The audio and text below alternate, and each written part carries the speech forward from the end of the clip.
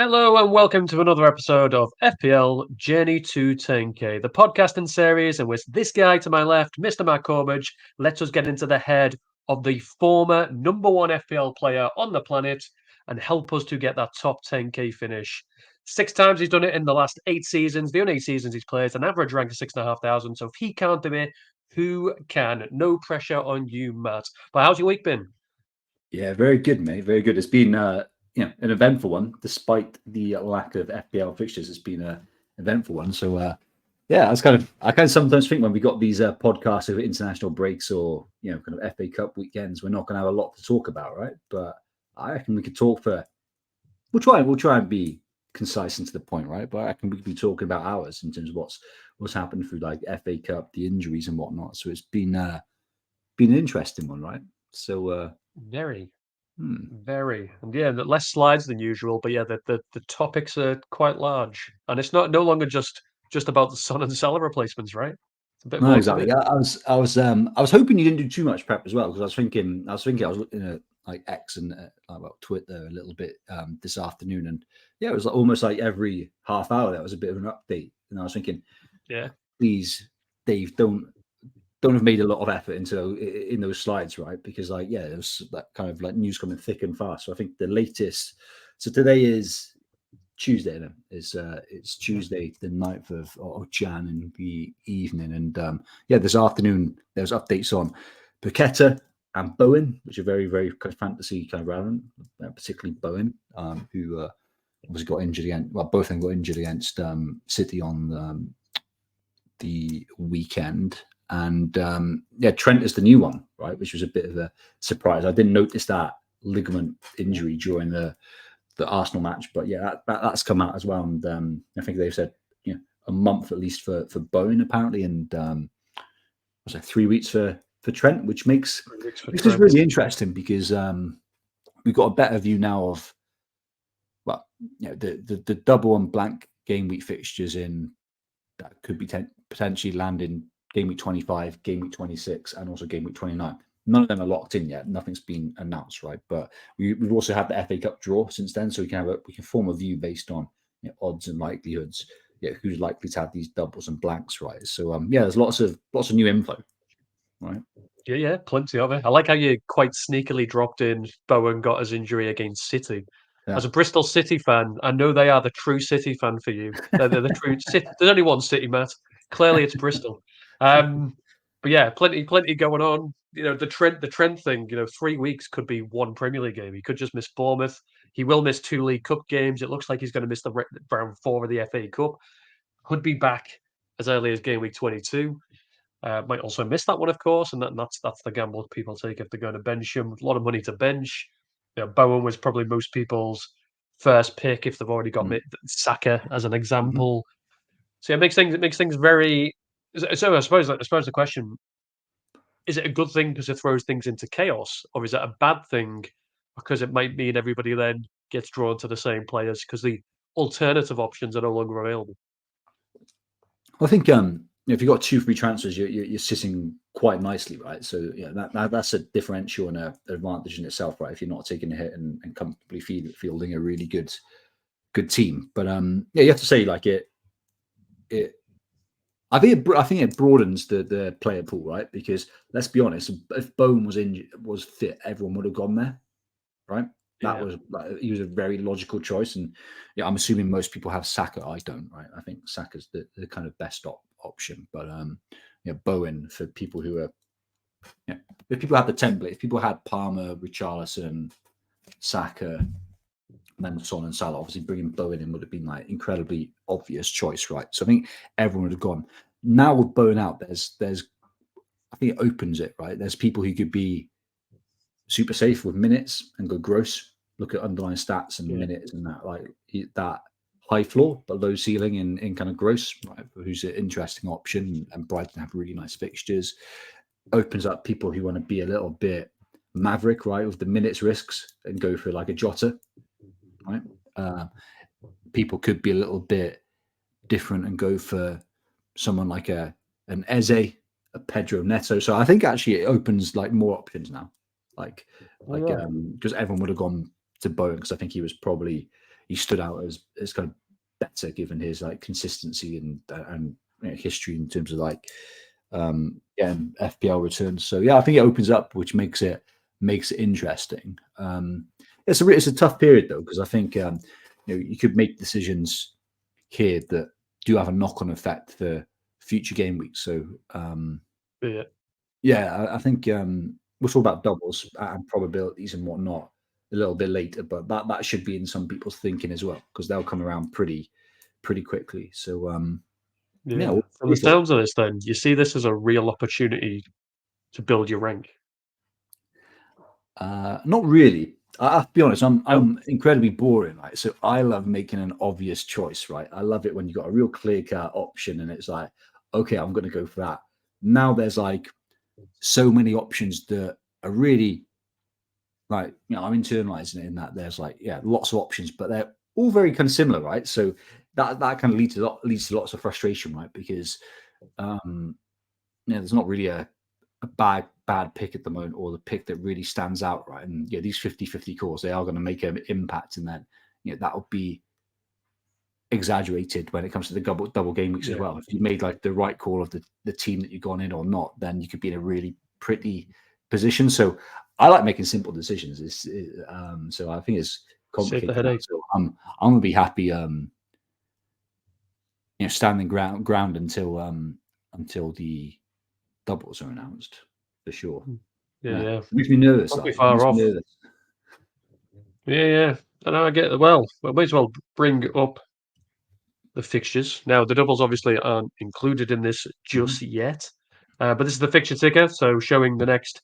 I've just done 5 game weeks just to cover that Salah and Son period that they're away. So you're talking about doubles. I think you mentioned, I've seen somewhere that game week 25 might be a potential double for a few teams. But this is the ticker, as I say, for the attacking piece. So just for those that are listening, I'll just run through the ones that are in the top sort of 5 or 6. So best a Luton. If you're going for a Luton attacker, well, fair play to you, but they're top of the ticket. Man City second, Brighton third, who you touched on, Gross for 4, Newcastle 4, Fulham 5th, Liverpool 6th. Unfortunately, Bowen and West Ham are 7th, but he's no longer an option. Yep. But who's jumping out? Well, especially for the midfield, the Son and Salah replacements, there's a load of fantasy relevant teams with fantasy relevant players here, right? For decent runs. So, Man City, you got Foden, of course. De Bruyne is back, right? But I think, assuming, I think there's going to be like 4 players, 4 players kind of fighting for 3 positions really, and I think it's De Bruyne and Alvarez, Bernardo Silva and Foden. I think it kind of fight those 2 or 3 positions. 1 second, mate. I'll get. He's on mute. I'm assuming something's happening to Matt, but this is my issue with Foden. Seems an obvious choice. I just can't be bothered having somebody in my team that isn't going to be playing 90 minutes. Sorry, I was just filling Matt just about the Foden piece. Out of interest, you didn't mention Doku, right? No. Does that mean you think Doku's a bit more set? Well, they're it's Doku and Grealish in it for the left wing position, right? Yeah. So again, that's a 50-50 toss-up call, right? So I think Bernardo Silva, Alvarez, Foden, De Bruyne, they're kind of like they're competing for the 10, the 8, the left winger really. So kind of like a more breadth of kind of options there really. So, and I think Doku, we don't know enough about him, and like I think it is a proper 50-50 split there in terms of minutes, and like Grealish just isn't direct enough to get those returns. But City is an interesting team, and something we probably didn't prep for is defender options for Trent. So I think Man City has historically been a great defense, but I've been kind of frustrated. I think I won't be running after them, particularly for game week 21 away to Newcastle. Newcastle got a good attack, right? I know, people are feeling low on them, but I think their attack has been good, very good at home. Like Walker could become an option game week 22 onwards, and people who went Walker instead of like Trent, like yourself, are sitting kind of like sitting like happily. So you've benefited from Stone's injuries and Trent's injury with that pick, but he becomes an option kind of moving forward. Brighton, of course, really João Pedro and of course Gross kind of stand out, and I think there's a lot of noise about Gross now. I think I have to say fair play to you. You were an early. I love this phrase. It's such a funny phrase to take the piss out of people. Like you're an early adopter of Gross. Was, but I don't own him yet. So I've spoken about him a lot, but he's not in my team yet. You'll still be an early adopter. I think it's the people who've already got him. I think the technical term is super early adopters. So you're still ahead of the curve there. But he's getting more popular as other options go. But kind of he's a nice option. Defenders, obviously, Stupinan has been on fire from an attacking point of view, kind of like similar to Pedro Porro. But is Brighton's defense somewhere you want to go? Maybe actually look at those fixtures, right? You could see 2 or 3 clean sheets in that run of 5, right? Wolves at home, Luton away, Palace at home, Spurs away, Sheffield United away. There's one genuine tough fixture there, right? Which is Spurs away. So he could be a nice. He could be a nice option. The issue though with Brighton. So I get that. I get that the fixtures are nicer, but they played 20 games this season in the Premier League, 1 clean sheet. Yeah, so I just can't. And that, fixtures can dictate that, but a Stupinan like Pedro Porro, you're going there for attacking returns, right, rather than clean sheets. But there is a possibility for clean sheets there if you're looking at that team. And then Newcastle are next on the ticker. I don't think they're relevant game week 21 or 22, right? You don't want to bring any players in, City and kind of Villa. I think if you've got starters there, other than Trippier because of his price point, I think transfers are a luxury now, so I wouldn't be moving on any Newcastle players. But then game week 23 onwards, where they got Luton home, Forest, Bournemouth at home, and then they have some nice fixtures after that. It's a nice little run.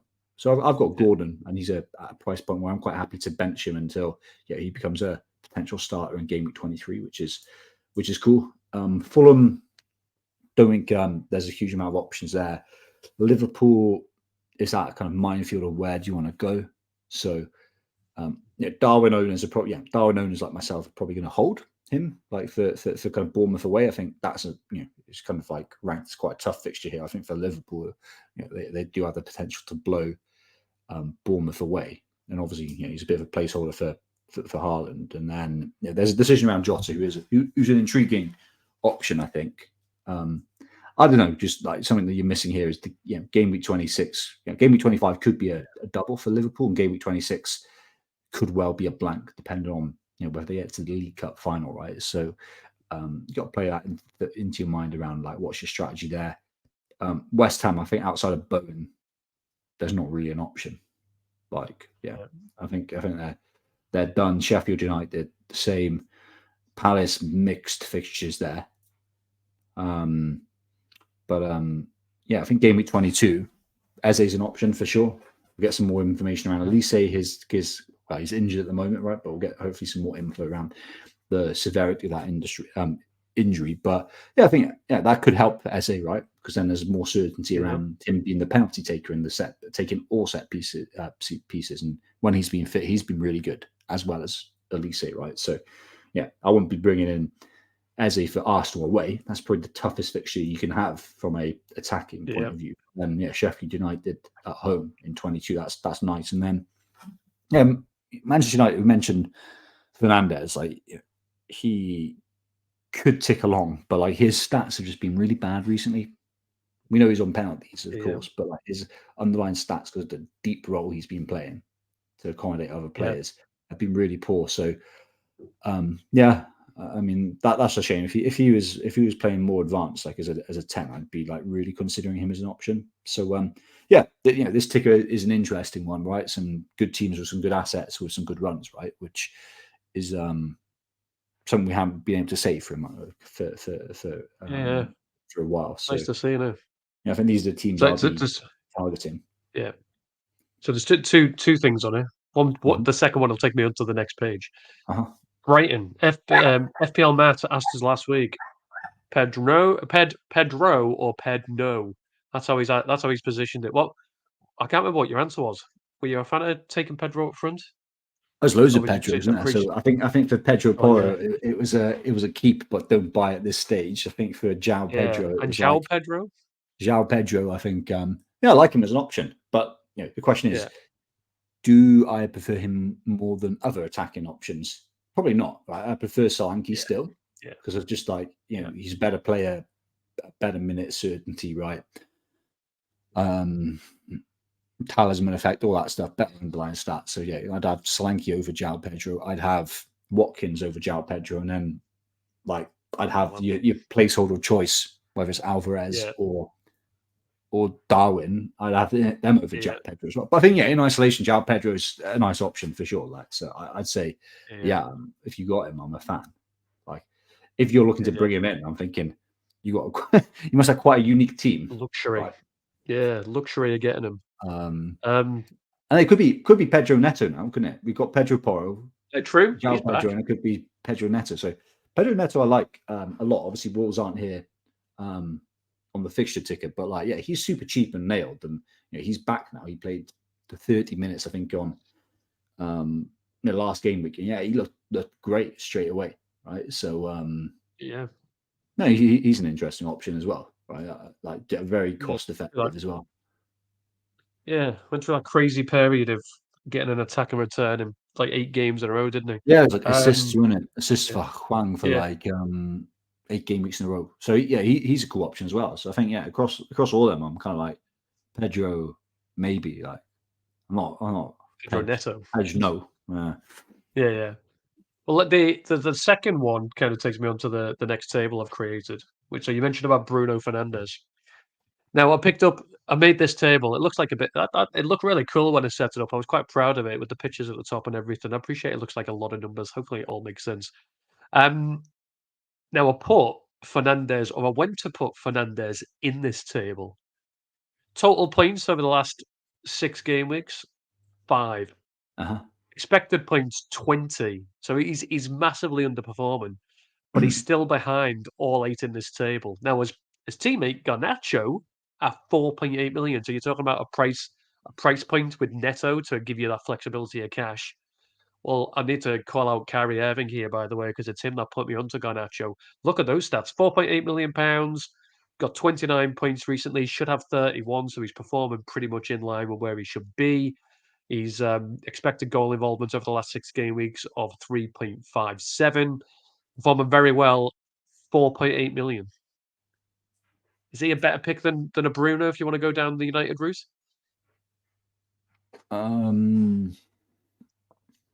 Well, again, better midfield options all around. Don't even I, think about him. I don't think you can compare them. They're because the Yeah, price point different, right? So it's not Garnacho or Bruno Fernandes. It's Garnacho or well, he's quite unique given his price point, right? But let's talk about other yeah, cheaper players: Garnacho or Palmer, Garnacho or Pedro Neto, Garnacho maybe or Elise. I think he's just around like 6 million. I'd prefer all those options over him, but like for very team dependent, right? But like he's a interesting rotation option if you're really short of cash. And if you want to play that game where you yeah, want to keep Salah, right? He's on your bench just in case the double game week in 25, or if he returns from AFCON early. Yeah, it's an interesting option. I'd go for I'd go Palmer, Elise / Eze, Pedro Neto before Garnacho. But team dependent, I think is an interesting option for that kind of strategy if you want to hold on yeah, to yeah. Salah. But Yeah. yeah, Do you see that Bruno as a Fernandes or viable Garnacho strategy? in isolation, I'd still go Bruno just because of penalties and set Yeah. pieces, but then also just his history. Yeah, yeah. Yeah, yeah. Appreciate this is Garnacho over 6 game weeks and Bruno did it over seasons. So yeah, Yeah, no, I exactly. get So that. he's got like three Yeah. seasons worth of kind of data. So like it's a bit early for me, but he's a cool option for the price for sure. Yeah, yeah. Well, I'll kind of explain. So there's 2 tables to come, Matt. So there's this one, which Mhm. is the obvious picks, people that have been playing for the last 6 game weeks. Take Yep. into account with these stats that Foden missed game week 18, so he is a game week down Hmm. due to the Club World Cup. But these are the players where they've got the stats and the form recently. You will then Yep. get a second table with some left field picks. Yep. But yeah, these are the obvious ones. Now, Bowen on the left, obviously after today's news, he's out, right? So we can ignore Bowen. He's not a good pick anymore. The other 7 are there. Elise may also be injured. We need to wait on news for him. But I appreciate you've already got Palmer. I appreciate you've already got Richarlison. But just for people that are listening that maybe don't, it'd be cool just to kind of look at the options and think, right, who do you see as the obvious picks? Yeah, makes sense. And I've tried to help. The highlighted in yellow is the best in each line.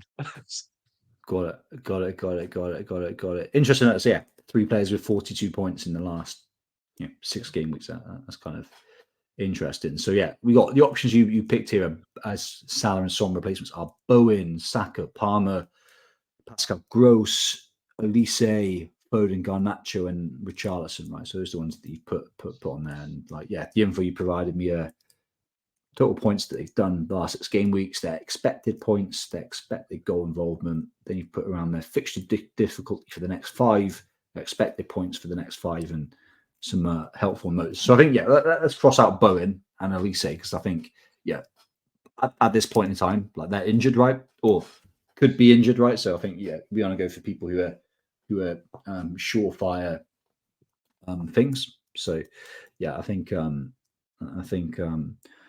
let's kind of get rid of them at the moment. Interesting. It's going to be quite tight looking at all these. So yeah, all those options. I think, to be honest, you can take your fancy of like, what player do you like the best, and let's think about what fits in with your price structure in terms of your strategy with Salah and Son. Are you going to bench them and bench one of them and continue, or do you want to go all in? Because I think Saka, Palmer, Gross, Foden, I mean, let's screw Garnacho now, just because like the newness of him as a player, right? Richarlison, I think they're all great options, right? So Palmer and Richarlison have the form, right, in terms of like their points that they've scored in the most kind of like recent round of fixtures. I think they're both exceeding their expected goal involvement, but it's so close. If you look at those expected points the last 6 game weeks, right? Palmer, like Saka, let's round up to the nearest number. Saka's 33, Palmer's 34, Gross is 35, Foden's 27, but with 1 game week extra. So let's say on average he's going to add 5 onto that. So that means that he's 32, 33. Richarlison's 32. So they're all like almost identical, right? So you can't really go wrong. I think Gross has got and Foden had the benefits that they've got the easiest fixture runs, right? So that does fit into their favor. Foden also has the potential double in 25, and probably doesn't blank in game week 26. So he's got that benefit when you start thinking about those doubles. And then expected points. This is the fixed model, right? So we know they like some players, and we know they don't like some players, right? So they love Foden all the time, right? So Foden's the top performer there, but Saka is just behind there. I won't talk about Saka too much because so many people have him anyway. Palmer is literally this over 5 game weeks as well. He's 0.2 less than Saka, 0.3 less than Foden, right? So it's so close. And then Gross there predicting it's a little bit low, but maybe that's their model not kind of adjusting. So they're all really close, really. So I think price point kind of comes to mind there. Yeah. If you're gonna put a gun to my head and say who you picking, I'm ordered. Right. Top. Tell you what, top 3. You don't have to order them all, but in order. Who are your 3? I'll try and order them, assuming you don't own anyone. But Palmer's the best. I think there's some okay attacking. He's got mixed fixtures coming up, right? But he's on penalties. He's putting like really strong underlying stats in terms of expected goal, like expected kind of points, right? And this price point is just great, right? So I'd put Palmer, if you don't own him, as the top option. Next is Saka, right? Just because of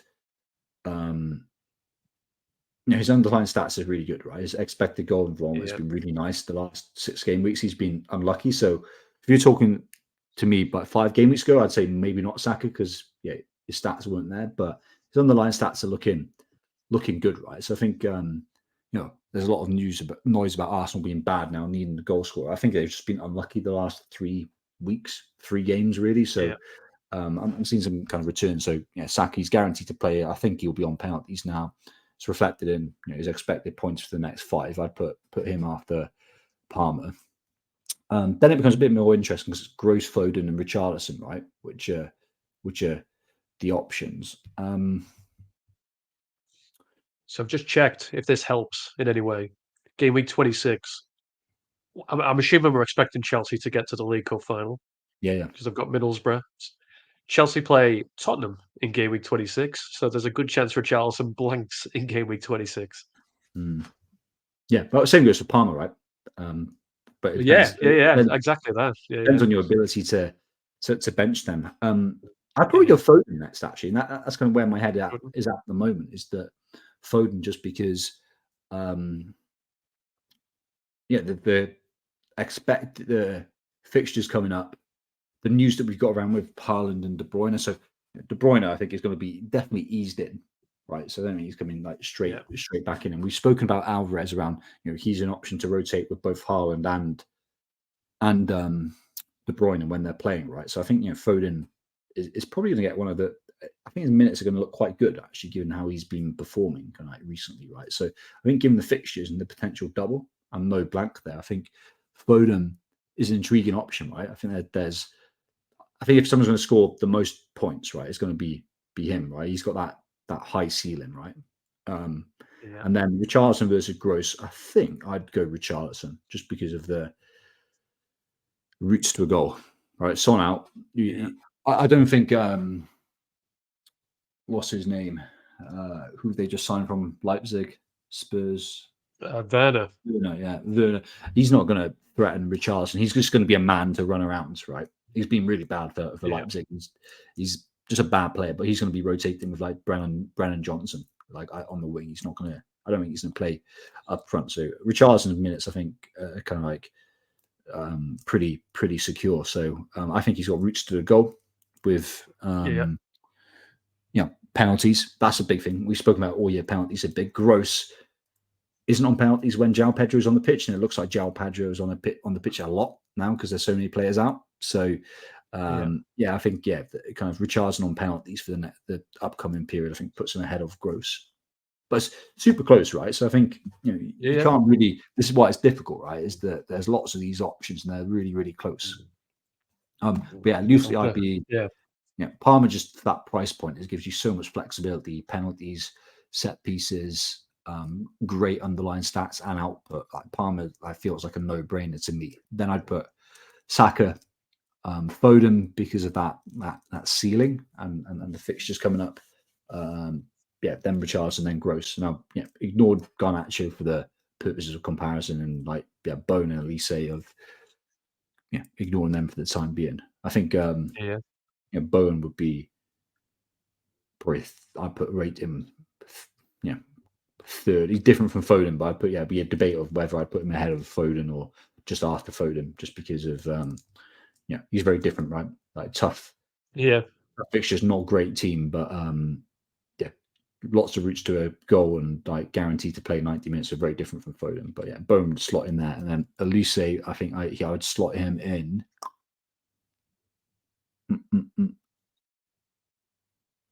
I'd compare him with Richarlison. I think I'd put him as a comparable option. It's a tough one when you got it outlined here. There's no clear front one. Nobody jumps out, right? So I'm going to make it more annoying for you because there's 8 here or 6 really. Maybe 5 if you're not taking Garnacho in. I'm about to show you another 4. Before I do, is that route you kind of touched on it briefly about if you want to bench Salah and bring in Garnacho to then give you the money to maybe upgrade a striker to a Haaland. Do you see that as a viable option rather than selling Salah and Son? Yeah. And to be honest, like rolling a transfer this week, if you've got 2 free transfers and you can put out a kind of solid team, right? I reckon that's a viable strategy is to roll a transfer. Is one I have to have a debate about myself. I've got Gordon against Man City, which isn't ideal at all. But if I had a better player, like I would consider benching Salah, moving Son to Saka, and then just like seeing what happens. Because next game week we will have better view of Egypt's form in the AFCON and how other teams are kind of playing. We'll also know, FA more information around the FA Cup, the League Cup. We'll know potentially announced blanks and doubles announced, right? So that's kind of really valuable. So I think if you can put an acceptable team, but then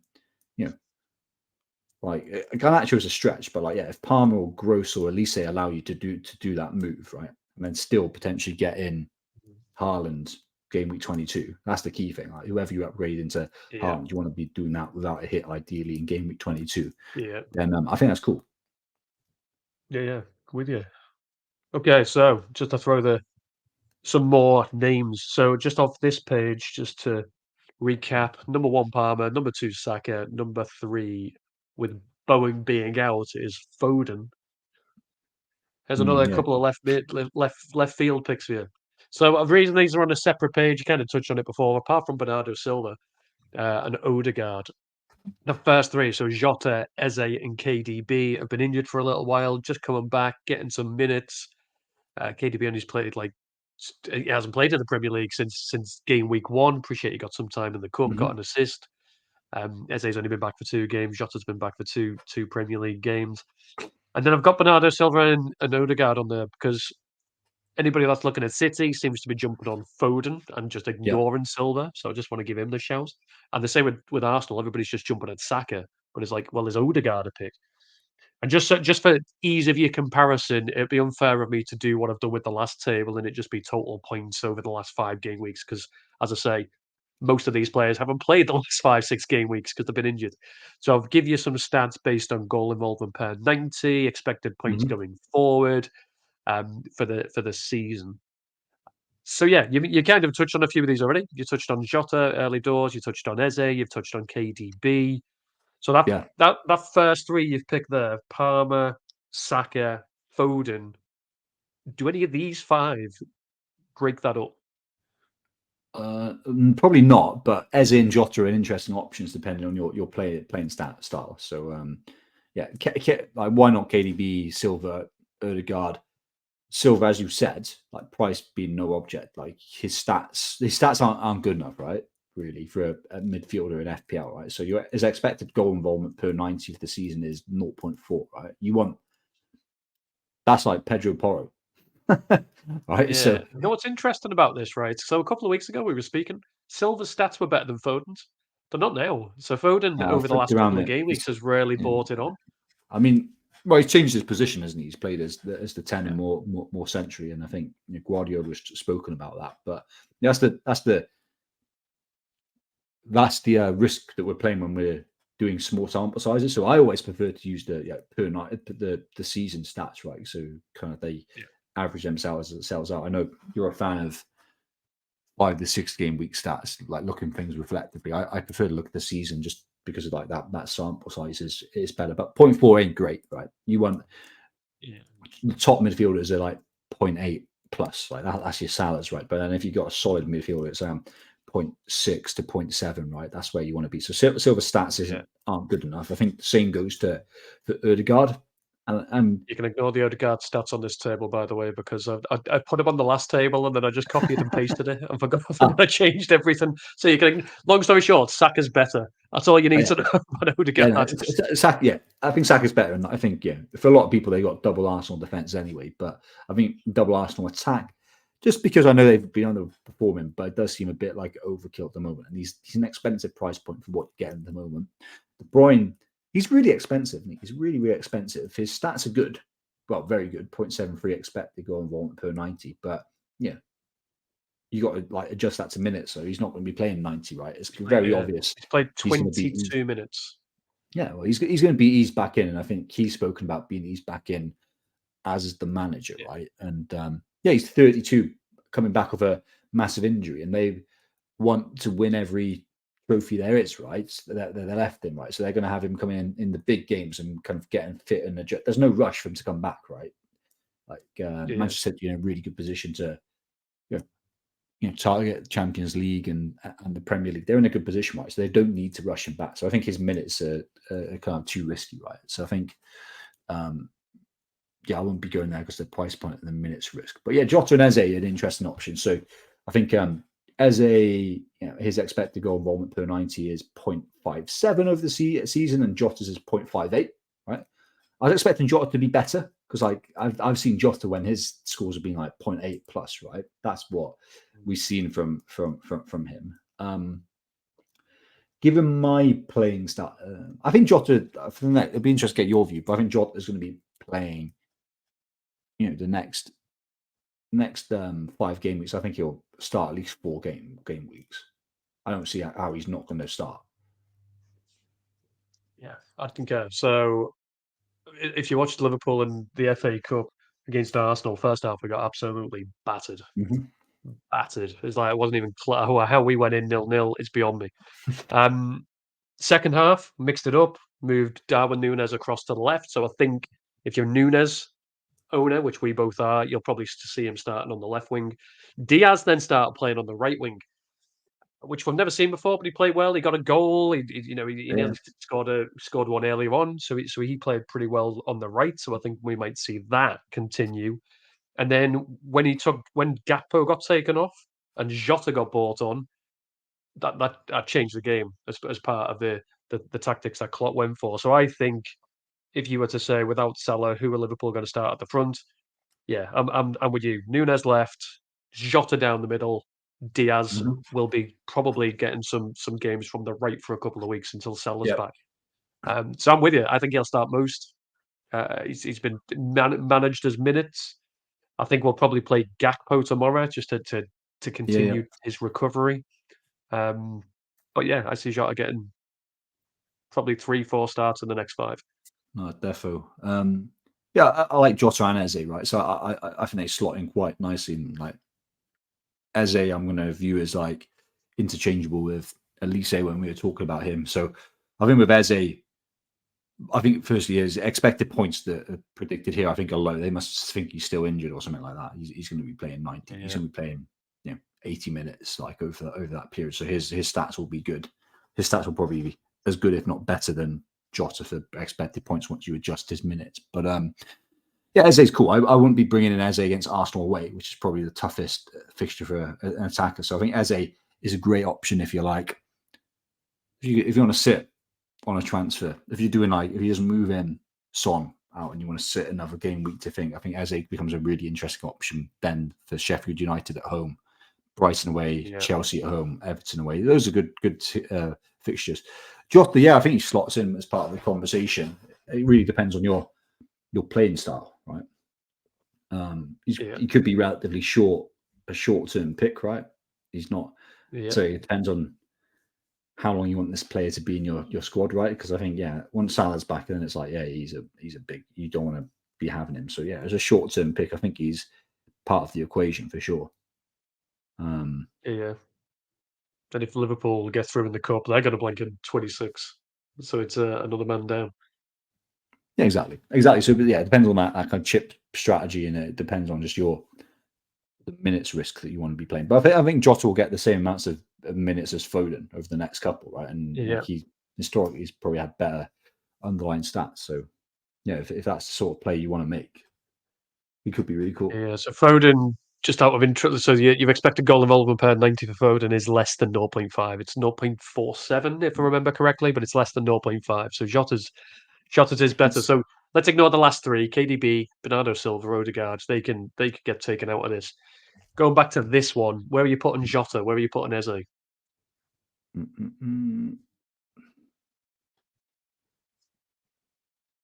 Yeah, probably behind Richarlison. Jota then Eze. So like fifth, sixth option. Yeah, I think Gross. I think because of the fixtures, I put him above Eze. I put Jota above him for the excitement, but it depends on the minutes conversation, right?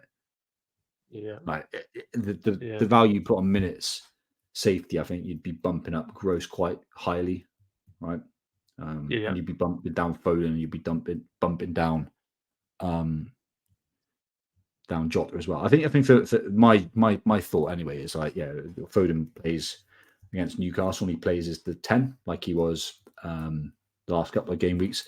He probably does the same against Burnley, and then we'll see what happens. Then I think minutes will be shared between Haaland, De Bruyne, Alvarez, Bernardo, and Foden. But I think Foden will. I think he'll get probably a decent amount of minutes within that time where it's playing century or not. So yeah, his stats are down, but I think that's a result of him playing on the wing. He's obviously shifted to the middle, but when he's played played on the wing, he's had Alvarez as the 10. And he ain't.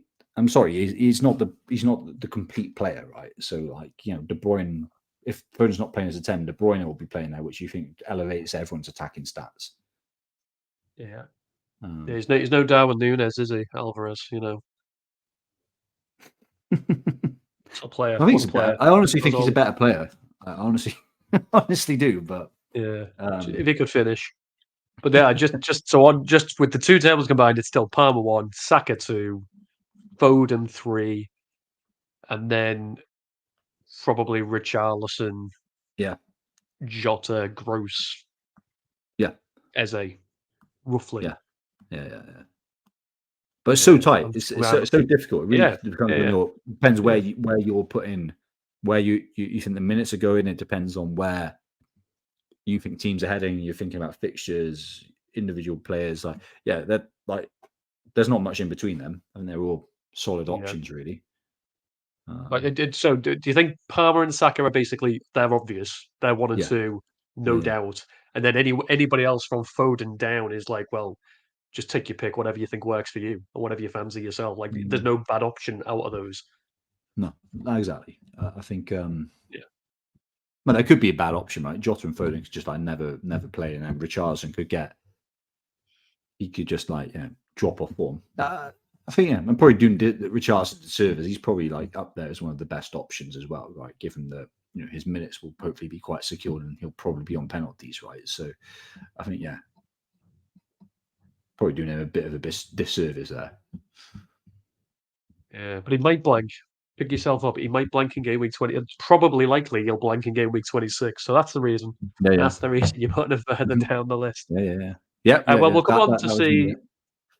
Yeah, that's exactly what you meant. So we'll come on to like your thoughts in terms of your team when you're looking at your midfield restructure. I appreciate you're in a position that a lot of people will be in, where you've got Son, you've got Salah. Unfortunately, you've also got Trent, so there's a bit of a headache, and Charlie Taylor as well, who may or may not be available. We'll find out.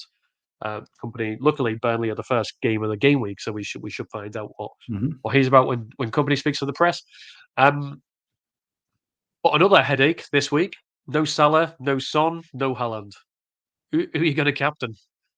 I think for me, it'll be pretty straightforward, especially with Trent being out, who could have been like a rogue option. It's between the options I've got are Núñez, and just kind of banking on him returning on those underlying stats finally. And I think he'll be on penalties with Salah being out. I'm pretty confident on that.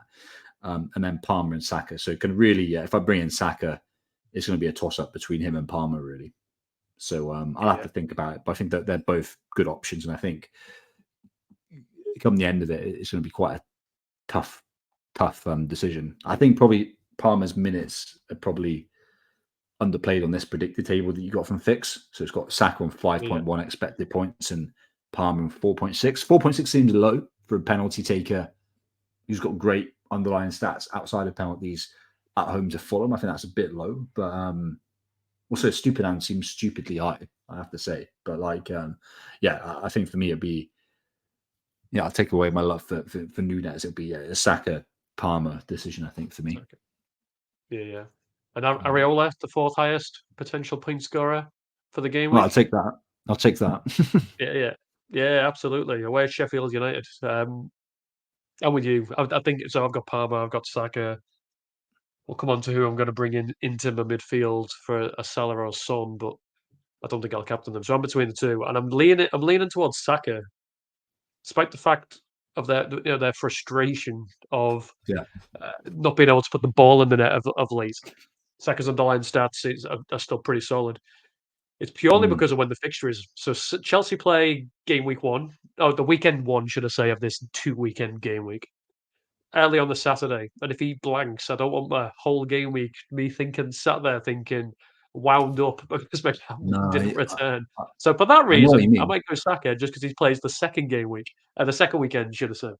Obviously, you got captains, vice captains. I kind of get what you're saying psychologically, but I thought about this actually. And I think it does favor Palmer because, like, as we're seeing now, a lot can happen over Yeah, the game true weeks. And that. like, Yeah. there's FA. Is there FA? Well, Arsenal out the FA Cup, right? So they don't have the FA Cup. But Yeah. like, yeah, Got beat by who the knows? best Like, team in the land, mate. yeah. um, so yeah, they don't have any games, but with like within the game week outside of their Premier League games. So that kind of helps that. But yeah, loads of things can happen, right? Yeah, you could get injured. So I think, yeah, actually valuing players who are gonna play early in the game week, I think is a good thing, right? And having like kind of lopsided team towards that is a good thing, right? You don't want like all these random injuries and stuff. Who knows what happens, right? There could be a snowstorm, right? And then games that are cancelled. Yeah. And if this, you know what, if this game week's anything to go by, Palmer's going to get injured tonight against Middlesbrough, so it doesn't really matter. That's what's going to happen.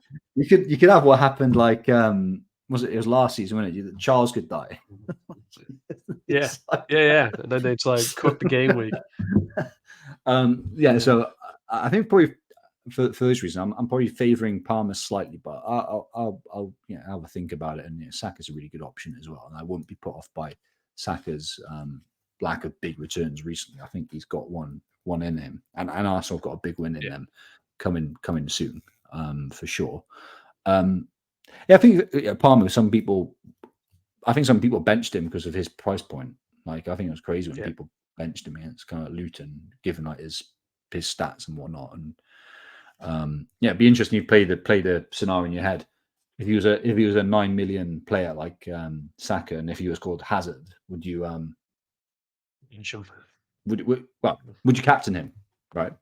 Right, yeah, no, good point. Good point. And when he comes to these benching dilemmas, but like, obviously he's not performing as a 5.6 million midfielder, right? He's performing as a 9 million I get your point. midfielder, right? So I think sometimes these things can be you can have a lot of bias, right? Just the name of the player and their price point, right? So I think, play that scenario in your head and you think whether you'd still be vice captaining him rather than captain. He's a real kind of real standout option alongside Saka this week for sure. I mean, would you captain Hazard at home to Fulham? I mean, 100% you would. Well, it's a bit unfair. Yeah, it's an unfair like comparison because he's like, he was probably like the third best player in the world at that time behind like Messi and Ronaldo. So bad example, but like, I know what you mean though. I get your point. Yeah, would you? It's he's Chelsea's best player, right? And Chelsea. Can we've seen them score 3-4 in a game this season, so he's usually involved. And Saka, Arsenal are struggling. They've scored 1 in their last 3 Premier League games. The data suggests they should be scoring a lot more though. So I'm with you. I'm between the two. Yeah, I think at the minute it's on Palmer, but we'll see when it comes to the deadline. Yeah, no, I agree. It'd be a bit 50-50 call that, but I don't think anyone's going. I don't think either of those captaincy options are going to have a massive swing. I don't think they're going to be one's going to score 20 points and one's going to blank. They'll probably both have one return. Like, let's be honest. Yeah. Both hit 5 or 6 points, sort of. I know what you mean. It's not going to be a massive, like 5 or 6 points difference is what I'm after. So it's not going to change your season. Well, we'll see where you're sat shortly. But for the time being, away from the midfield and captains, on to questions for Matt. So big thank you to those that have put in some questions. We've got 3 new people putting questions to us, so thanks for getting involved. First one is SportCat01, so thanks for your submission. He's put, is it worth bringing back Salah and Son as soon as they are back and available? Well, it depends on the fixtures, right? So I think Do Liverpool play Arsenal? Is it game week 24? Bournemouth, Chelsea, Arsenal, 23, I think. Yeah. So yeah, if Egypt get knocked out group stage or I don't know, I can't think off the top of my head, but it was either group stage or the quarterfinals. But if they get knocked out of that stage, you could probably leave it for a week, right, against Arsenal. I think you can. Yeah. You can live with that. I think with Salah, I think you probably want to. Yeah, is it worth bringing him back? Probably, yeah. And a lot of it will be dependent on. He's probably got a game. He's got good odds of a double game week in 25 if Liverpool get to the League Cup final, and also he's got good odds of having a blank in game week 26, depending on whether Liverpool get to the League Cup final, right? So, I think, it depends on your chip strategy, right? But I think we should keep it back in our mind how we would bring Salah back, right? But I think you can, if he's back 23, you can probably live with that game week and then target him back. Or not, right? If the doubles are if you want to play if you're playing a strategy where you're free hitting in 25, which could be an option to get all those big double game weeks. If it is a double game week, is a hypothetical at the moment, then you could go without him. But Salah, I think it should be a plan for him coming back. Son, I think you can live without him, really. Total. I think he's a different caliber of player and a different caliber of team. I think Spurs is upper mid table team. They're not great. And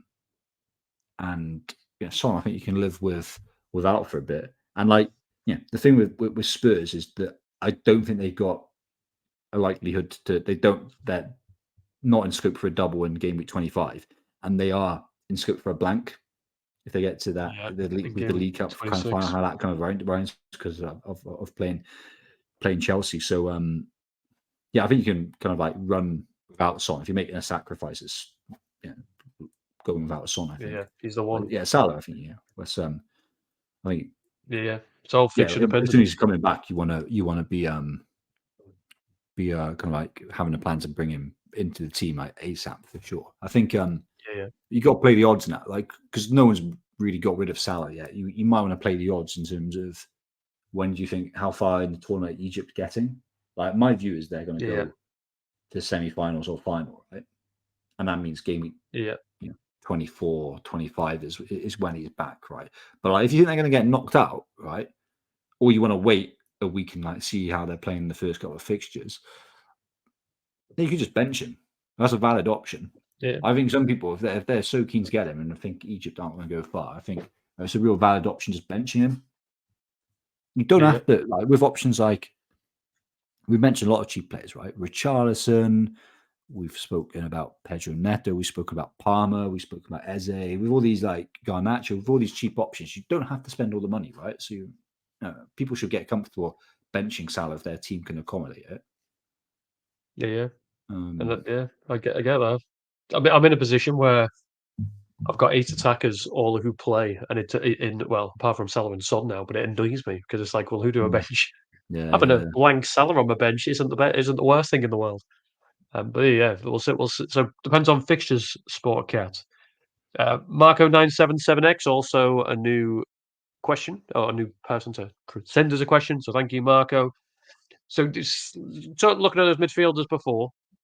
Slightly different question on it though. Who do you think will get the most points for the rest of the season out of Richarlison, Palmer, and Bowen? Palmer. And then do you prefer just doing that and Richarlison? So Bowen second, Richarlison third. And do you prefer that route to picking a player in terms of just get them now, game week 21, and leave them until game week 38? Or do you prefer to look at expected goal data and swap between players? Depends on fixtures potentially. Yeah, I guess that's what I've been considering when you're asking me who's going to get the most points. I'm thinking, what's there?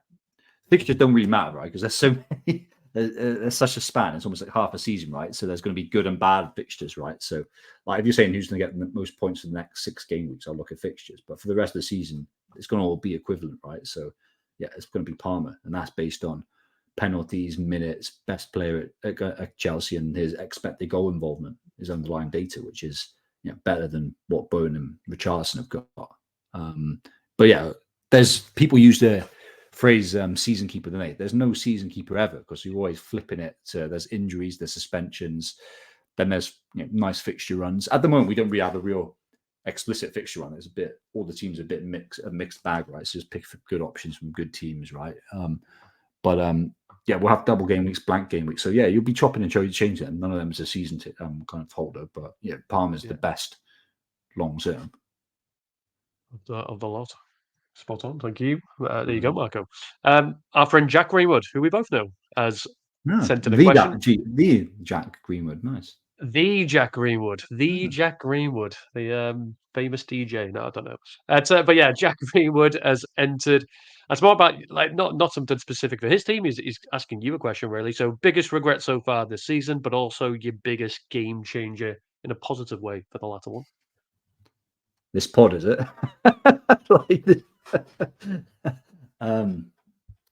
My biggest regret.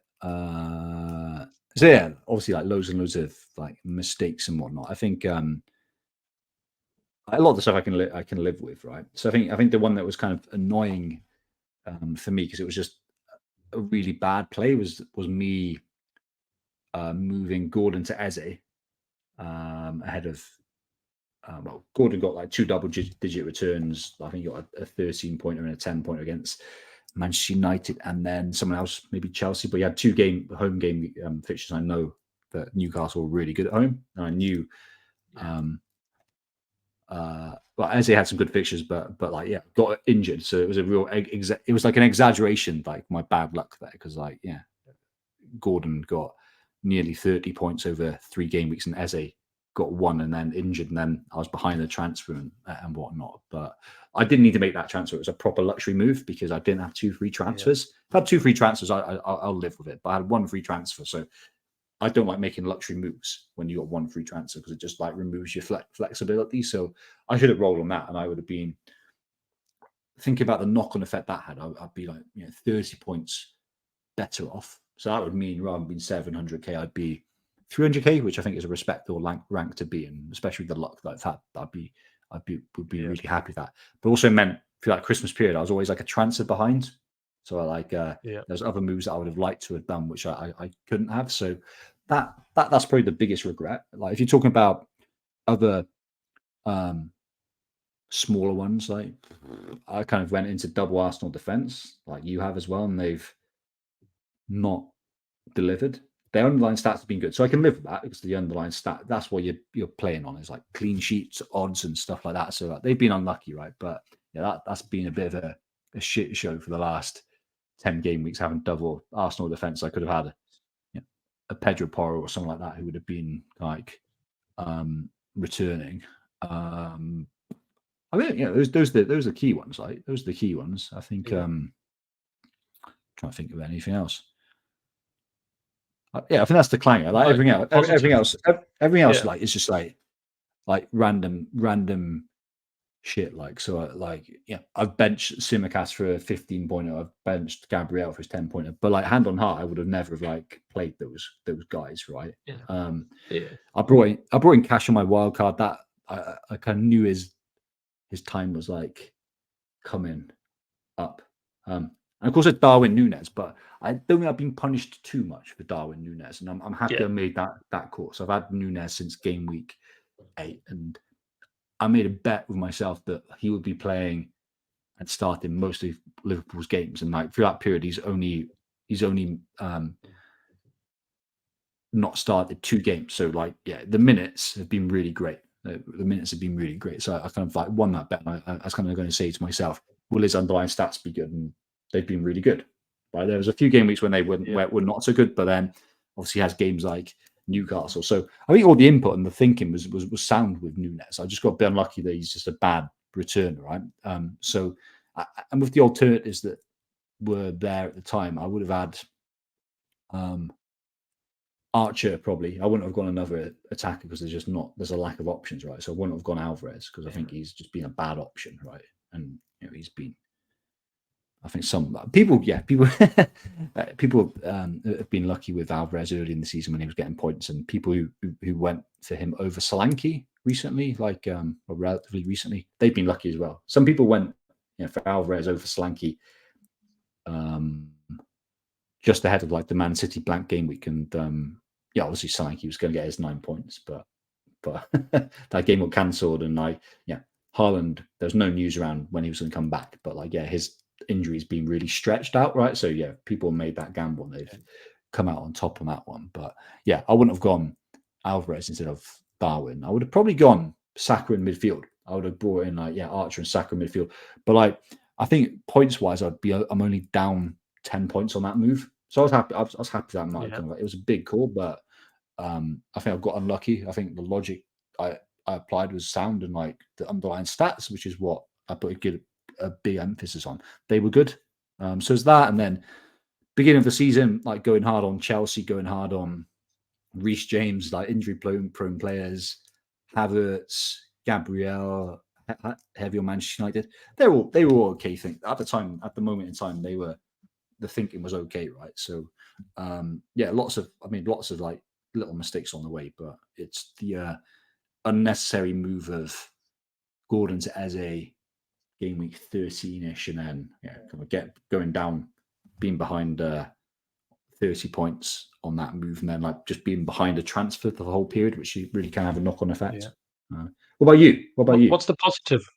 Mine is very similar, but I use the data same as you. Son out and Mbeumo in. Son out and Mbeumo in. And Mbeumo's stats were better.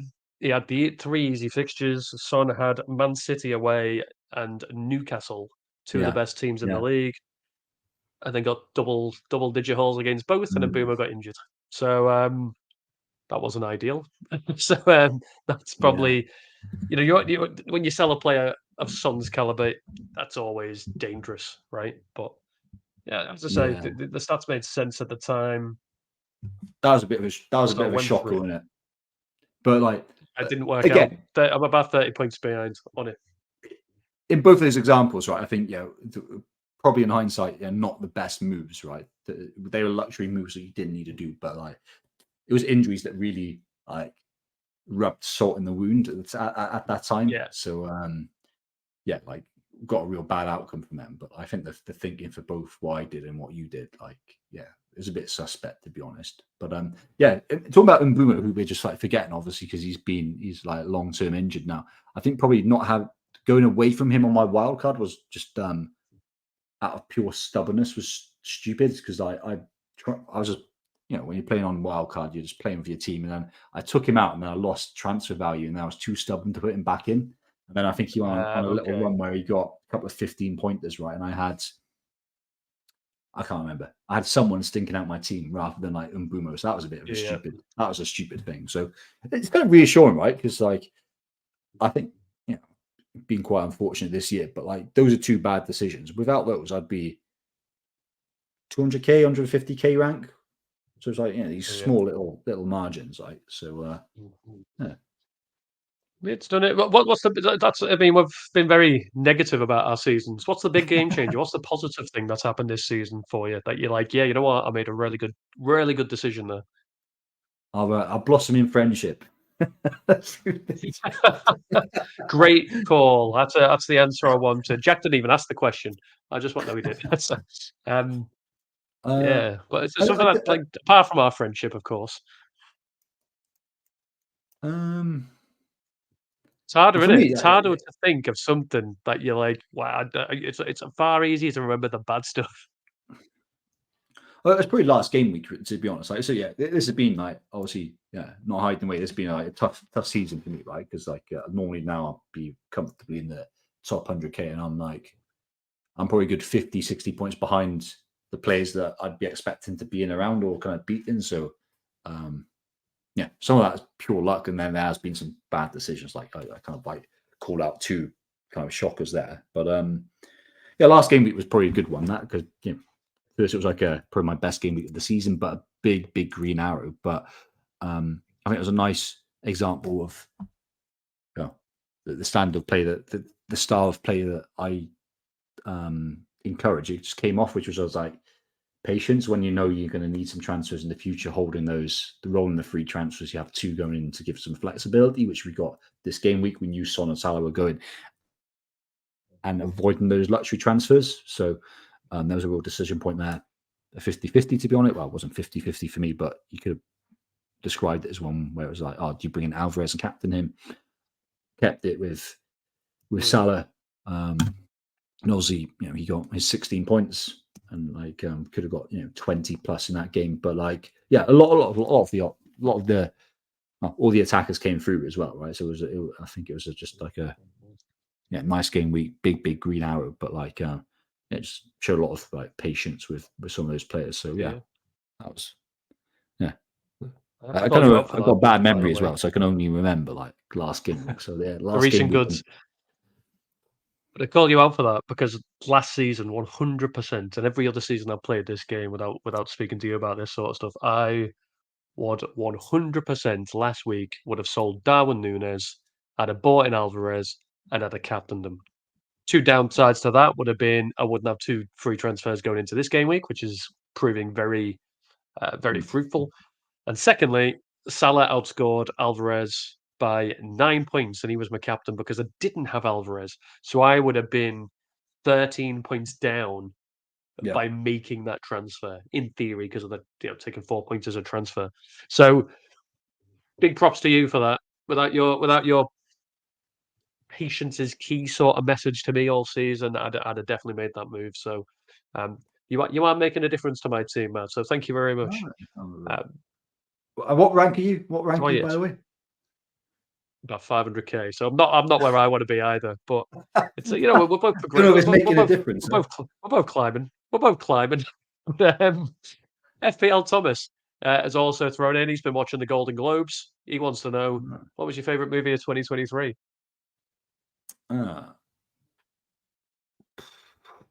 So new releases, of new releases. I think of what I've been what I've seen at cinema this year. I would say probably Barbie, Barbie. Probably Barbie, probably Barbie. You did all right at the awards. I know Oppenheimer seemed to pick up the most, but I'm the same as you. I was thinking, I don't get the hype. I don't get the hype of Oppenheimer. So I saw that as well. I thought it was one of the most boring films I've ever seen. And it's obviously such an interesting, Manhattan Project is an interesting topic, right? So there's lots of ways it could have been. I just didn't get it. I didn't get how the story was going. Really, I thought it was one of the most boring films I've seen for a while, actually. So I didn't get the hype. So Barbie takes it. Well, let's see. Right. So I was looking back through. I didn't see Barbie. I didn't see Oppenheimer. I didn't. I think they were probably the big 2 movies of the year. I went to see the new Spider-Man, which was not very. Wasn't great. I did see. I don't know whether I can yell. Thomas will let me get away with this, but I did see that obviously the Golden Globes are also for TV. And I was a massive fan of what was up for a few awards. I'm a bit of a gamer, and The Last of Us is one of the greatest games I've ever played. And I thoroughly enjoyed the TV adaptation. There wasn't enough. I don't know whether you played the game. There wasn't enough clickers in it for me, scenes with clickers. But I thought the adaptation for what is probably the best game I've ever played, I was worried that they were going to absolutely ruin it. And they didn't. I thoroughly enjoyed the TV series. So for me, if you'll let me get away with it, Thomas, I'm going to go with The Last of Us TV series rather than movies. No, I like it. Other than Spider-Man and the new Hunger Games, I can't even remember going to the cinema. So I'm going to go with that. I'm heard that. I'll check it. I'll check it out. I've just typed in just because I've been so lazy now. It's 2023 films just to look at the ones that I've kind of seen. I liked Saltburn as well. So it's doing the Amazon Prime now. I liked it. I liked it. Yeah, I've heard good things. That was one of our co-friends' favorite movie. Jason Walsh's favorite movie. Our co-friend was very much Saltburn. He absolutely loved the thing. So it's on the watch list. No, it's I think it's really cool. Yeah, I like Saltburn. I don't know how you would place it in terms of their genre. I guess like dark comedy, but I thought it was good, and like Barbie had a good soundtrack, right? So that's why Murder of the Dance Floor is doing the rounds now, right? Because it was on Saltburn. So I like that. That's an interesting question, right? I'm like, should we turn this into a movie? a movie maybe now? we'll have a little spin-off. Top 10K. Yeah, we'll you might start something, Thomas. Well, if so, we'll invite you on. Getting back to the fantasy football transfer question of the week You have to. from FPL Brandon. You kind of answered this, so I'll see if I remember the answer. So Brendan is somebody similar to me. Has Richarlison, he has Palmer, he has Saka, he's got Salah, and he's got Son. He needs to do something with Salah and Son. Who's the best transfer considering those other three players you've got? Now, obviously, we had spent a bit of time on this pod speaking about those midfield picks. From memory, Foden is your pick here. Yeah, I'd probably say Foden and Gross.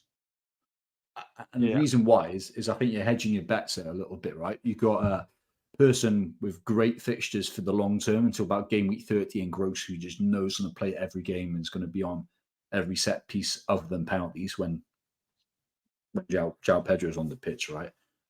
Really nice underlying stats. A little bit boring, right? Because he does play as a central midfielder, but like he's going to tick away with points. And then then it's a Foden or a Jota. But I don't think you'd go Foden and Jota. That's like too risky, right? So I think, if you're making two moves, I think it's Foden and Gross, really, just hedging those bets, really. Two like complementary players, I think. I'm glad you said that, which you might find out when we look at my game week 21 plans. So thank you for the question, Brandon. Moving on to Matt versus Dave. So that should say game week 20 scores, but never mind. I forgot to change it, but I am 8-6 up. But you get to pick first. So it was somebody, I'm just going to double check. We were talking last week about potential issue, like the forfeit for the loser. I've had some suggestions, so I'm just going to load them up to see if you like any of them. But I should also shout out Jamie.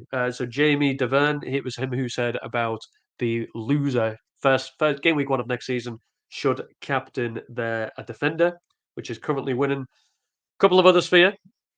So other options could be you have to wildcard in game week 3 next season. I'll be honest, I hate that. Loser has to do that. You also have to bench Haaland in a double game week. You can play the bench boost though. That's your bench boost week though. Yeah, true. That's true.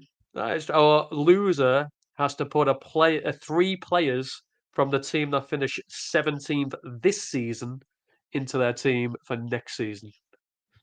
That's an interesting one. I reckon that. Well, it depends on the fixture. It depends on the fixtures that they have, right? But sometimes you have teams that just about survive, do well. Yeah. Right? Yeah. I appreciate I don't want to make it too not beating about the bush. It doesn't really matter to me in the grand scheme of things. But these sort of things, you're in fixes at least 11 managers. I don't want to be doing anything to you that's going to drag you out of things like that. So you've got to be. I'm doing myself with this season's performance. This season's performance is doing it, man. So like, it's all on me. So yeah. But game week 21, you get to go first, I believe. If I'm nice. if I'm it's right, getting serious now as well. This is probably yeah. So yeah, 8-6. I'm only 2 up. Plenty of game weeks to play. You get first dibs, I believe. If not, I'm giving you first dibs anyway, and I'll just pick first next week. We'll do the ABBA style. Whatever. It'll work. We'll pick the same amount. What a gentleman. Ooh. I'm actually going to make a note that you're first. You were first this week, so I'll remember next week. Now, I told you before we started filming here, I've got 4 picked. There's loads of cool options. I know you. It's a few in there. This week feels okay. There's 2 that I like a lot. Oh, I think they're going to be my 2. Right, you're first. But it's about who to go for first? Yeah. All right. I'm gonna be a bit random with the first one actually. So I'll go Ivan Tony. Oh, he was my number one. Okay. Ivan Tony. 0.6% owned, I believe. All right. He scored a hat trick for the under-21s. Yeah, and apparently an elite goal scorer. Like everyone's saying, like he needs to go to Arsenal, but like they kind of forget the fact that he scores like 20 penalties every season.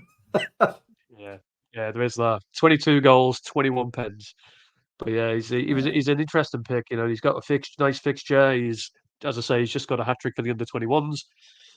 So yeah, he was my number one. Good. My number one now, Yeah. which I can pick because he's not in my team yet. Pascal Gross is under 5% owned. Wow. 4.3% owned. Wow. Okay. And he's got a home game against Wolves, so he is my first pick. No, well done. Fair play on that. That's a nice little one. That. I'm just going to check my next option to see his ownership. Bear with. It's going to be one of my other two.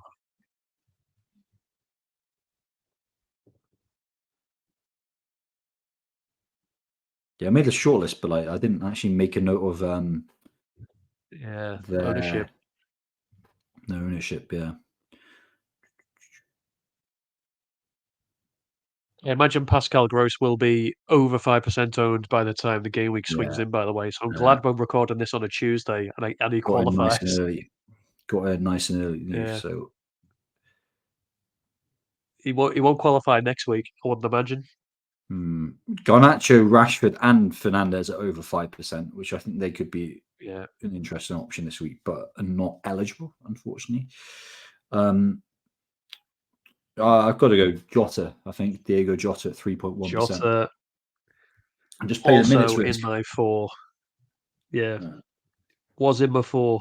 Yeah, I agree. I think he's a good pick. I think he'll play. So that leaves me with my other option.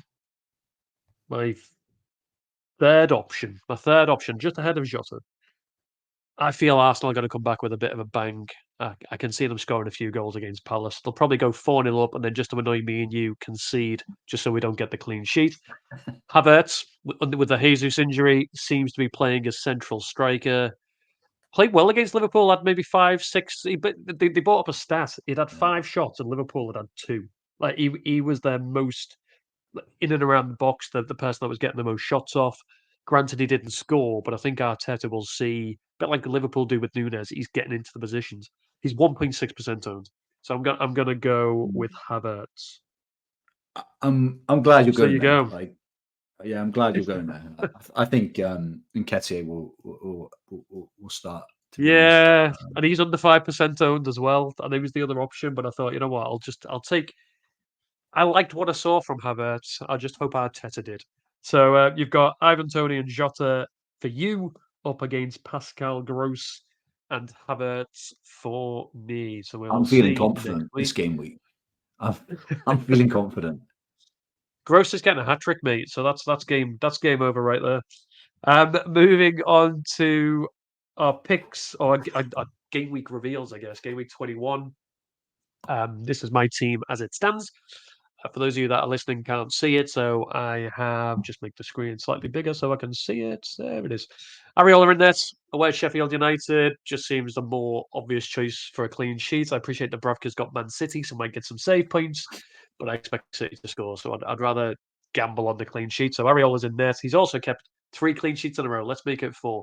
Across my defence at the minute, I'm playing Walker away at Newcastle, Gabriel and Saliba at home to Palace, and I'm starting Charlie Taylor at home to Luton. He might be injured, but in all honesty, he's a placeholder. I will be selling one of Salah and Son, and they will go on the pitch. Taylor will go on the bench. That's what's going to happen. He's just there for the time being. Across my midfield, Saka at home to Palace, Richarlison away at United, Palmer at home to Fulham. Currently with the armbands, again, that might go to Saka. It'd be probably between the two. And then up front, I think the same as you. Darwin Núñez away at Bournemouth, Watkins away at Everton, and Solanke at home to Liverpool. 2 free transfers, 3.1 in the bank. I kind of wrote this a bit early, so Haaland news, I don't think it's going to come, if I'm honest. So I'm looking at the Son and Salah. I'm pretty set on Gross. So I appreciate your first pick was Palmer. Well, I've got him. Your second pick was Sackett. I've got him. I don't want a player that I don't think's going to play start every game, and Foden just fills me with this dread of being dropped. Yeah. Every time I buy the lad, he gets dropped every season. So I'm going for Gross. He's definitely coming in. Now, what I might do is just sell Son for Gross and then wait a week. Because then I'm playing, Walker, Gabriel, Saliba at the back. Pretty happy with that. Saka, Richarlison, Palmer, and Gross across the midfield. Pretty happy with that. That's the best move for you. Down at 11. Charlie Taylor's then the bench option. Yeah. You think that's the best move? Yeah. I'm not opposed to that at all. Because the other option is I then also sell Salah and bring in Foden. Well, then who do a bench like from that front eight? It's It not gives me a great. headache. Yeah, exactly. You've got like a really good front three anyway. You've got once you bring in Gross, there's a really solid midfield option. I mean, you'd be realistically benching Richarlison against Manchester United. I don't want to do that. Like exactly. So and you're in a good position where you got Walker rather than like Trent, right? So I think for you, I think avoiding the temptation and just doing one move is probably the best, right? Because like loads of things could open them, right? Haaland there may be no news of Haaland at all, right? Who knows? Like, has he been pictured in training? Like, is he kicking balls or is he like still got the pain, this pain, right? So you then may want to think, I'm gonna just keep Salah on my bench.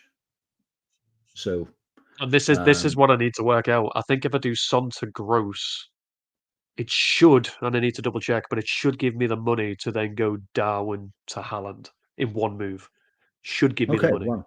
So it's should. Yeah, I'll double check that now, but it should give me the money. I need to work it out.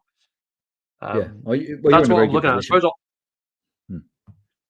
on that point, right? So I've kind of made on my other future thoughts. Once I've got Haaland back, if I did sell Salah, I probably have bought in like Foden and Gross. I wouldn't have the money to get back to Salah in one move. Like, how far are you looking ahead with that? Because I appreciate you've got to do transfers as well. Like, how much in your plan are you thinking I need to get Salah back and have money in the bank for it? I haven't really thought about it, to be honest. Yeah. So just too far in the future for you. Well, I think any player's only like 2 or 3 transfers away if need be, right? So, and I think about it a little bit harder once like blanks and doubles get confirmed. Yeah. Well, I've just worked it out, by the way. If I do Son to Gross, I am 0.1 million shy of doing Darwin to Haaland. 0.1. So I might have to sell Salah. You should have done some early moves this week. Yeah. Well, you would have brought in Bowen. So right, exactly. Yeah, exactly. So yeah, that's where I'm playing. It might mean that I have to sell Salah, which I'm not. I'll be honest, I'm not that opposed to. Because I can, as you say, I can get him back easy. Info will be cool though. Having that extra info will be good because, like, Egypt could be looking like it's unlikely, but they could be looking like they're gonna come out, or you could be very happy that Haaland could be out longer term, so then you can sit on that move again. Yeah, but I need to make that decision this week, don't I? Because I can't sell Son and wait for info. Oh, I suppose because I'll have two. I can because I'll have 2 free transfers still for next week. Yeah, so I can make that 0.1 to get Haaland in. I can make work. No, exactly. Yeah. As well as fixing a defense option by selling Matty Cash and saving 0.1 there. You know what? That'll probably be it. I'll probably sell Son, bring in Gross, leave Salah for a week, get the information. That's probably where I go. Mm-hmm. Yeah. No, I think that's the best move for your team. Well, what about your team? Let's bring it up on the screen for you. I made some pointers that you messaged me, but where are you thinking? Yeah, so I've got 2 free transfers for my team at the moment, very similar to yours, which is quite boring. But Areola. Well, it's interesting. I did this screenshot this morning, and like Yeah, Trent's injury prior to wasn't the there. He's Walker, not flagged, the but he's red flagged Trent. now. Yeah, So Areola, Trent, Saliba, Gabriel, Palmer, Captain, Richarlison, Son, Salah, Darwin, Watkins, Solanke, a bench of Dubravka, Gordon, Taylor, and Cash. So not the worst state given I've got 2 free transfers. So my starting 11, I've got Trent now, Son and Salah, who will be out of game week 21 and probably game week 22 as well with kind of Trent as well. So I'm happy to play. I've got a few different options now, right? I could start a Gordon as a midfielder and like just move Son to Saka.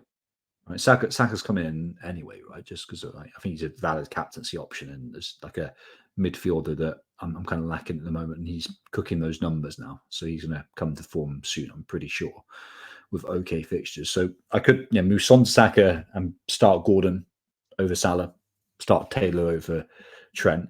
I'm not massively excited of like Gordon get a return against anyone, right? He did it against Liverpool in that kind of absolute beating, right? absolutely. And they're good at attacking it. I've been burned, right? Not playing him at home, but I don't want to go into a game with Gordon against Man City, even if they are playing at home, right? So I think I'll move Son and Salah, right? I could move Son to Saka, and I could move Trent to anyone else. Like I can, but there's no defenders that scream out. There's obviously Pedro Porro, but like Spurs are really bad defensively, and the same goes for Stupinan. Good attacker, but Brighton aren't great from a defensive point of view, right? So I think I might sit it out and start Taylor. Like Cash has a chance to start as well against Everton, or at least get minutes, right? So I think I'll probably start Taylor home with Luton and run with it, and then it'll probably be Saka in for Son, and then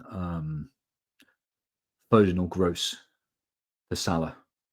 I think I'll just go for it. I think, and Foden's looking good the last couple of game weeks, and I think De Bruyne and the news that's come out with De Bruyne around being eased back in, and Alvarez having to play striker. I think Foden's got nearly, I think he's going to have nearly 90 minutes in both game week 21 and 22 at least, and then I can check accordingly like thereafter, right? So I think I'll just go both because I don't really want to be playing Gordon. Can see. So Saka plus one of Gross or Foden at the moment is the plan. If we hear news from company that Taylor's probably going to miss the Luton game, does that change your plans? I'll look at like the leaks and the news coming out from Villa, right, just around Cash. Yeah, and see if he might get a start. Because I think Pau Torres is still in and out, which means constant moves. But we saw that anyway, didn't we, around Cash in the blank game week where there was rumours that Cash wouldn't start, but then he did start and looked incredible until we ended up with a 1-pointer. That might be the biggest regret of the season, just watching that disappear, and it was like, oh my gosh, he's going to do it. He's going to get a full bonus and probably get an assist now, and then ended up with 1 point in the end. But Cash could start, so I'll kind of like, I'm happy if there's like positive news. If like Pau Torres is a doubt, or there's another defender that's a doubt, and then some of the like predicted lineups are like quite heavy on Cash, I'm quite happy running with him because really, if I play with 2 defenders, I don't see like a huge upside from other ones, right? Watch this. Stupinan could get a 15-pointer. I get it, but like you could get a 1-pointer as well. Same with Porro, right? So I wouldn't really want to. You'd rather take the gamble on. So it's basically going to be Gordon and whatever defender you pick against the 2 midfielders that you're bringing in, if you know what I mean, in terms of points. You'd rather take the gamble on. So like, if it's positive around Taylor, obviously start Taylor. If it's positive around Cash, I'll probably start Cash and move both of them on. If both of those are out, then I've got a decision, which would probably be a bit of 50-50 toss up. Do I bring in Foden or do I sit on Foden, start Gordon, then bring in someone like Walker or Porro or a Stupinan for their fixtures? And you know what? I could take out Trent, or I could actually take out Cash, because he's just going to be a problem now, isn't he? Like, it's a player I'd ideally not want to have. Like, Taylor's cool because when he plays 90, and like he's so cheap, so it's you don't want to move away from him. So yeah, a few points of debate there, right? So I'll be waiting close to deadline really to make those decisions. I think just because and it's good that the Burnley game is the first one, right? So there may be a leak. Yeah, that's it. Get the news early from company's press conference, hopefully. But yeah, there you go. Well, hopefully it brings us some good news, and that is that.